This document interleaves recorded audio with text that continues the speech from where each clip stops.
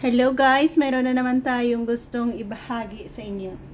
Squid ang ating pangunahing sangkap na gagamitin. Ayan, isang pirasong squid. Sahugan natin ng spring onion, young ginger, garlic, at isang pirasong chili na sweet pepper. Naroon na naman tayong kakaiba at very easy recipe na gagawin. Linisin natin ang squid. Cut natin ang ating ginger, sweet bell pepper, at smash natin ang garlic. So, stay tuned. Meron akong gustong ipakita sa inyo. What is inside the squid stomach. Nung nabunot ko ito, sinilip ko sa loob. May laman.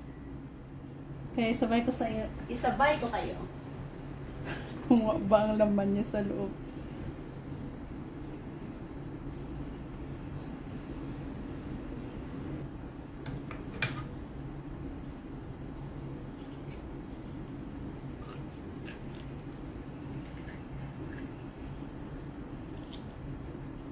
My God! May laman siyang isang buong. Nakita niya. Kaya niyang kainin ganito kalaki?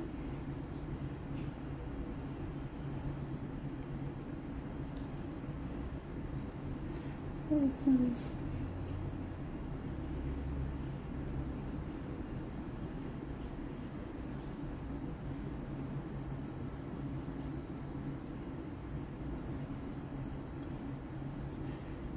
preska pa eh.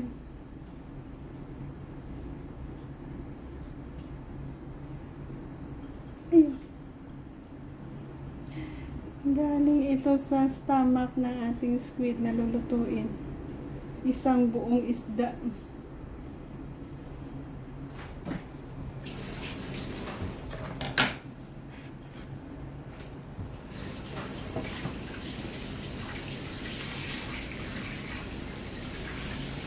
Yan, nakuha na natin at nalinis ang kanyang inside. Next, take out natin easily yan, ang skin niya. Ganyan.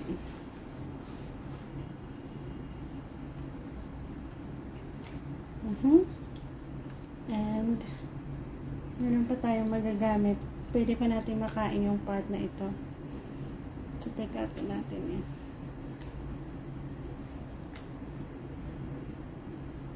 Tanggalin din natin ang balat. Matigas kasi ang balat na ito. I mean, huwag na lang natin kainin.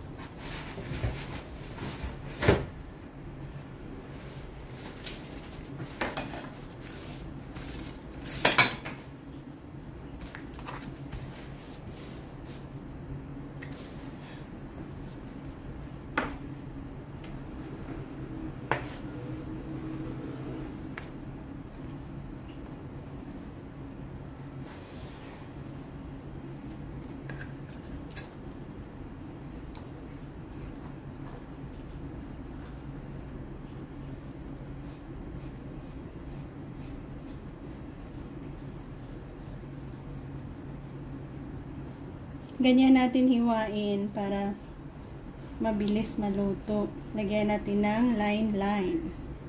Ganyan na. Next. 1, 2, 3, 4, 5, 6, 7. No accurate counting.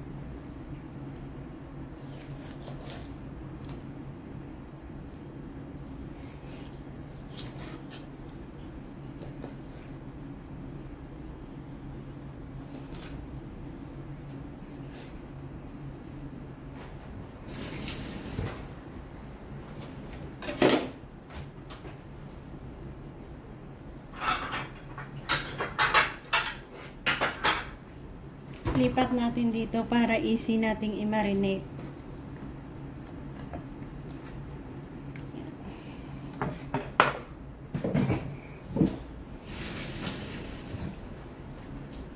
Na natin ang squid, nakat na natin sa gustong sizes ang ating mga sangkap, na-chop natin ang ating garlic.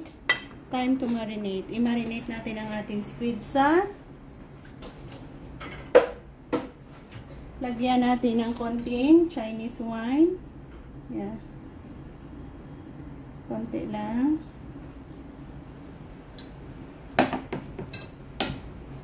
White pepper. Saan ba kayo?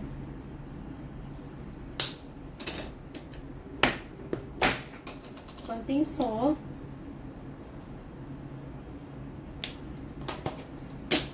Konting MSG. At cornstarch. Yan. Haluin and marinate saglit. So, para mabilisan ang ating paggalaw later, maglagay na tayo dito ng oyster sauce.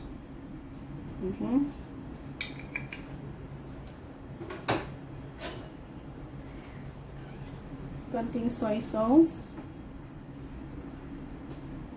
Yan. Thick na soy sauce. Para sa sauce natin yan. And, lagyan natin ng konting tubig at haluin.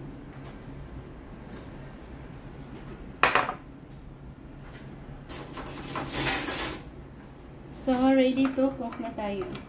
Join me sa ating mabilis at simpleng pamamaraan ng squid. Nagisa tayo ng garlic, cooking oil.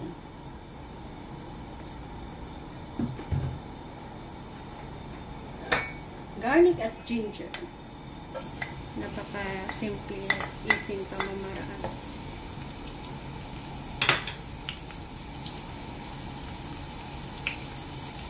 Ginger. Yan ang sizes ng ginger natin. Yan ginger natin. Yan.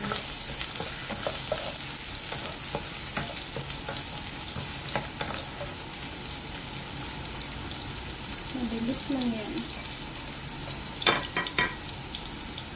Pag brown ng ating garlic, sabay na nating lagay ang yan. Ating sauce.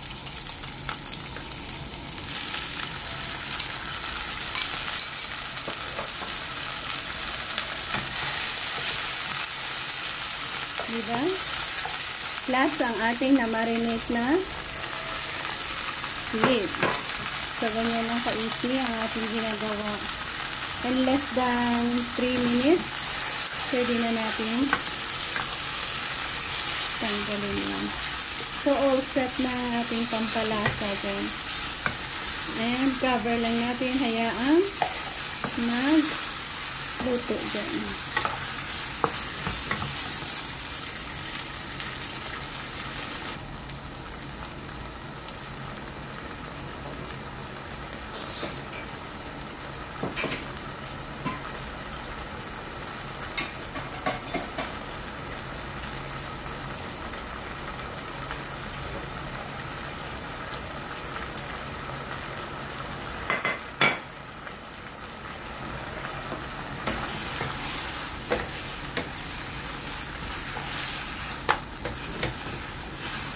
So, ganyan lang ka-easy ang ating ginawa. We have a perfect and soft squid recipe. So, thank you again for joining me. This is how ang ating pamamaraan ng pagluluto ng ating squid. Not overcook. At dyan natin i-serve. Isa na naman sa napaka-easy at simplihang pamamaraan ng ating pagluluto. So, thank you ulit for joining me.